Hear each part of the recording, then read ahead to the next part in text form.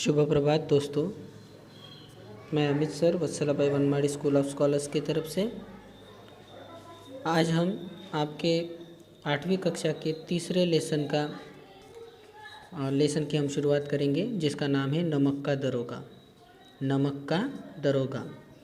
इस लेसन के माध्यम से लेखक ये कहना चाहते हैं कि ईमानदारी और कर्तव्य निष्ठा, यानी ईमानदारी और कर्तव्य निष्ठा इंसान के अंदर के ऐसे दो गुण हैं जिनके सामने बड़ी से बड़ी कितनी भी शक्तिशाली ताकत हो, उसको कभी ना कभी झुकना ही पड़ता है। अपने इन्हीं गुणों की बलबूते पर मुंशी वंशीधर ने धन को यानी संपत्ति को भी मात दे दी। इस प्रस्तुत कहानी के माध्यम से बताया गया है लेखक ने कि धन के बलबूते पर कर्तव्यपरायणता यानी कर्तव्यनिष्ठ व्यक्ति को हराया जा सकता है, लेकिन कर्तव्यनिष्ठ व्यक्ति का सम्मान समाज में बड़े से बड़े लोग अपने दिल से करते हैं, हृदय से करते हैं। अदालत में यानी न्यायालय में हारने के बावजूद भी पंडित जी ने मुंशी वंशीधर जी को अपनी सारी जायदाद की देखभाल का बहुत बड़ा पद उनको देकर, यानी जायदाद की देखरेख की जिम्मेदारी देकर अपनी हार उन्होंने स्वीकार की। जब नमक का नया विभाग बना तो ईश्वर प्रदत्त वस्तु का व्यापार करना निषेध हो गया, तो लोग चोरी छिपे इसका व्यापार करने लगे। मतलब जब नमक का एक सेपरेट विभाग बनाया गया, डिपार्टमेंट बनाया गया, तो जो ईश्वर प्रदत्त वस्तु मतलब नेचुरल जो वस्तु है उनका व्यापार करना गैर कानूनी माना गया, लेकिन लोग उसका चोरी छिपे व्यापार करने लगे। अनेक प्रकार के छल प्रपंच यानी कुटिल तरीक़ों से या गैर कानूनी तरीक़ों से इन सारी चीज़ों का व्यापार होने लगा। कोई घूस देकर अपना काम निकालता था, मतलब रिश्वत देकर, तो कोई अपने दिमाग से यानी चालाकी से अपना काम निकालता था। अधिकारियों की तो बहुत चकाचौंध थी ज़िंदगी, क्योंकि उनकी तो आवक जो है, इनकम है, इस घूसखोरी की वजह से और बढ़ती गई। पटवारीगिरी मतलब अपने ग्राम पंचायत में जैसे ग्राम लेवल पर पटवारी रहता है जो खेती बाड़ी के हिसाब रखता है, वो पटवारीगिरी का उस ज़माने में बहुत बड़ा सम्मानित पद था।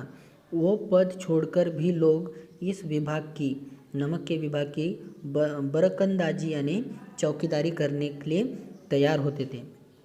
इसके दरोगा पद के लिए वकील लोग भी ललचाते थे, मतलब वकील लोग भी दरोगा बनने के लिए कोशिश करने लगे थे।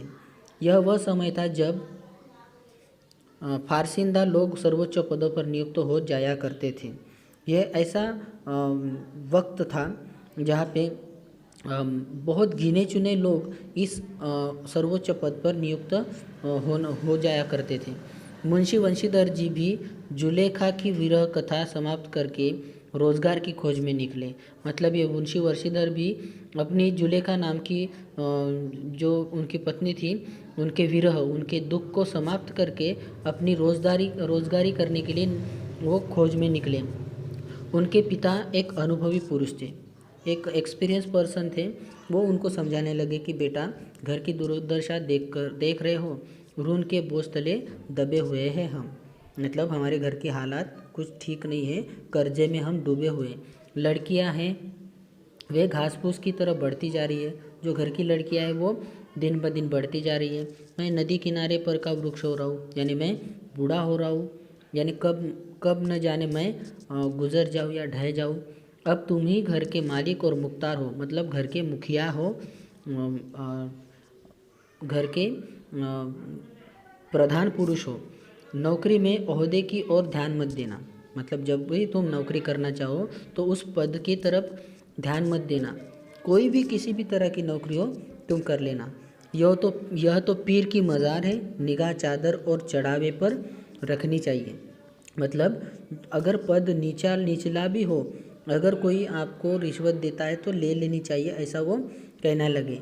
ऐसा काम ढूंढना जहाँ कुछ ऊपरी आय हो, मतलब ऐसा कुछ काम धंधा ढूंढना जहाँ ओवर इनकम हो, ऊपरी आय हो। मासिक वेतन तो पूर्णमासी का चांद है। पूर्णमासी का चांद यानी जिस तरह से पूर्णमासी का चांद, जो पूरा चांद है वो 15 दिन के बाद दिखाई देता है, उसी तरह से मंथली इनकम जो है, पगार जो है महीने के एंड में लाइन यानी लास्ट में आता है, वो एक दिन में आता है। जो एक दिन दिखाई तो देता है लेकिन कम होते होते घटते जाता है, वो चांद की तरह होता है, घटते जाता है।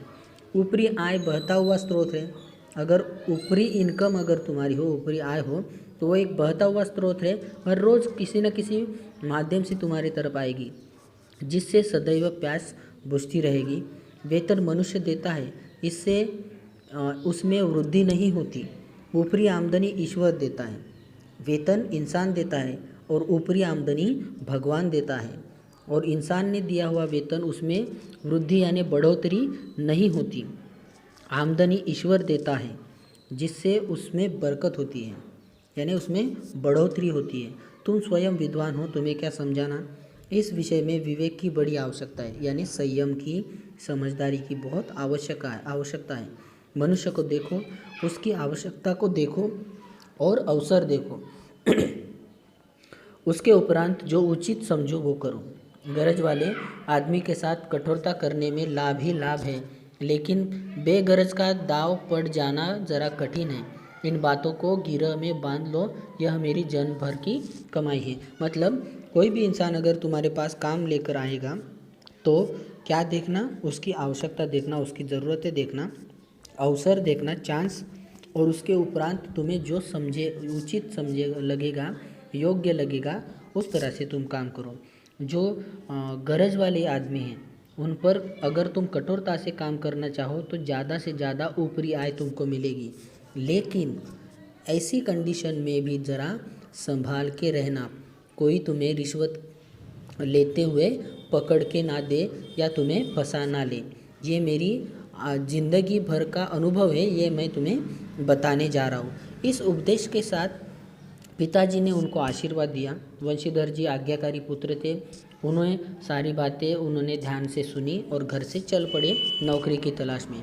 इस विस्तृत संसार में, इतने बड़े संसार में उनके लिए धैर्य, अपना मित्र, वृद्धि और पथ प्रदर्शक और आत्मावलंबन भी ही अपना सहायक था।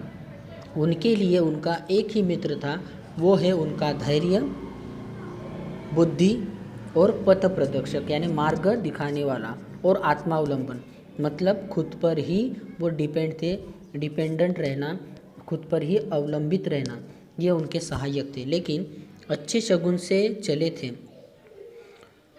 जाते ही नमक विभाग में उनको दरोगा पद का पद मिला।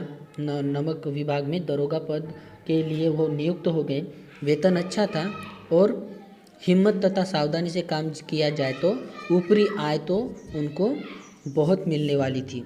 वृद्ध मुंशीधर जी सुखद संवाद मिला तो वो फूले न समाये, यानी उनको बहुत ही खुशी हुई। जिस नमक के विभाग के दरोगे पद के लिए लोग तरसते हैं, वो मेरे बेटे को जल्द से जल्द मिल गया। महाजन कुछ नरम पड़े, पड़ोसियों के हृदय में शूल उठने लगे। मतलब उनके आस पड़ोस के लोग उनसे जलन महसूस करने लगे, जेलस फील करने लगे। जाड़े के दिन थे और रात का समय था। ठंड के दिन थे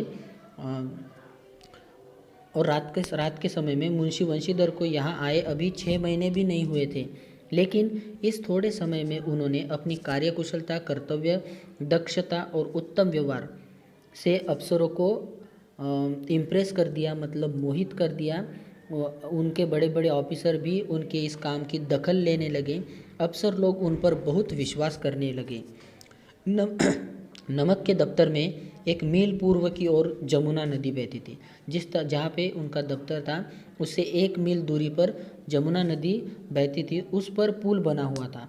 दरोगा जी कबाड़ बंद किए अपनी मीठी नींद लिए सो रहे थे। अचानक उनकी आँख खुली तो नदी के प्रवाह की जगह गाड़ियों की खड़खड़ाहट की आवाज़ उनको सुनाई दी तथा महल्लों का कोलाहल, मतलब कुछ ऐसे इंसान जो मजदूरी का काम करते हैं, बोझ उठाने का काम करते हैं, उन इंसानों का उनको आवाज़ सुनाई दिया। वो वैसे ही उठ खड़े हुए। इतनी रात गाड़ियाँ क्यों नदी के पार जाती हैं? उनके दिमाग में ये प्रश्न उत्पन्न हुआ कि इतनी रात को ये गाड़ियाँ नदी के पार क्यों जा रही है? अवश्य कुछ न कुछ गड़बड़ है, गोलमाल है। तर्क ने भ्रम को पुष्ट दिया, यानी उनकी तार्किक बुद्धि ने उसको एक सपोर्ट दिया। वर्दी पहनी उन्होंने, तमंचा जेब में रखा। तमंचा यानी पिस्तौल उन्होंने जेब में रखी, आप फोटो में देख सकते हैं। वर्दी पहनी, तमंचा जेब में रखा और बात ही बात में उन्होंने घोड़ा बढ़ाते हुए नदी के पुल की ओर बढ़ने लगे। गाड़ियों की एक लंबी कतार पुल के पार जाते हुए उनको दिखाई दी। डांट कर उन्होंने पूछा, किसकी गाड़ियाँ हैं? थोड़ी देर तो सभी लोग शांत रहे, सन्नाटा रहा। आदमियों ने कुछ कानाफूसी हुई। तब आगे वाले ने कहा, पंडित आलोप दीन की। फिर मुंशी वंशीधर जी ने उनको पूछा कि कौन पंडित आलोप दीन? इसके आगे का पोर्शन हम नेक्स्ट पीरियड में देखेंगे। धन्यवाद।